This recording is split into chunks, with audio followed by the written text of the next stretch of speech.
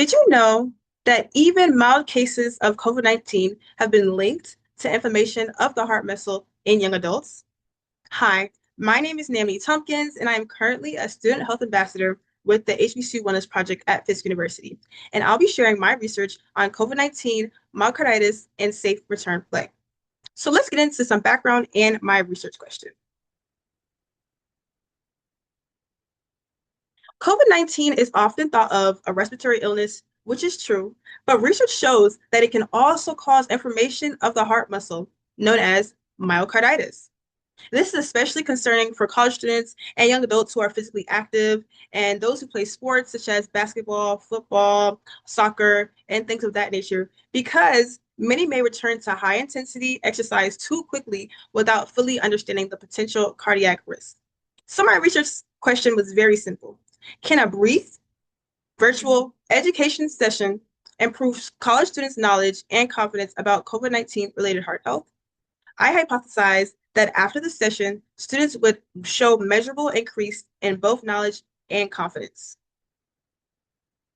To test this, I designed a one-group pre-test and post-test design. Participants completed an anonymous survey before and after the session.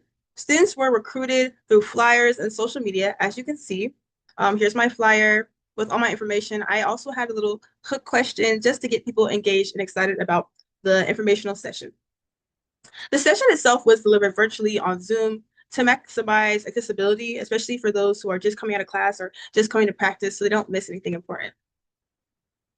Now, for the intervention, I hosted the virtual education session, as I said, and it was led by a licensed physician in Tennessee and Washington, actually. The session covered COVID-19 effects of the heart, what myocarditis is, warning symptoms students should not ignore, and how safely returning to exercise can use a graded return play to approach. So this basically means, how do I return back to physical activity after having COVID-19?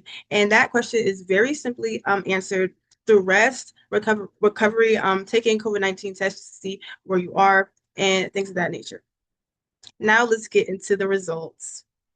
So the results showed meaningful improvements across all measured outcomes.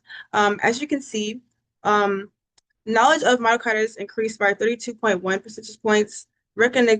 Recognition of safe return to play practices increased by 22 percentage points. And the strongest gap that I had was the confidence in understanding how COVID-19 can affect heart health. And this increased by 68.4 percentage points. What stood out to me most was that the increase in confidence was so big. Students just didn't learn the information. They felt more prepared to apply it to their life when making decisions about their own health. And maybe they can help their teammates or their classmates or even their friends who are recovering from COVID-19, but they know they engage in intense physical activity. Now, in conclusion, this project demonstrates that even a brief targeted virtual education session can significantly improve cardiovascular knowledge and confidence among college students. Limitations include that this was just a single session format, it was a short-term assessment, and it relied solely on self-reported data. So like when I did my pre and post test, I took their word for the answers they were putting on the form.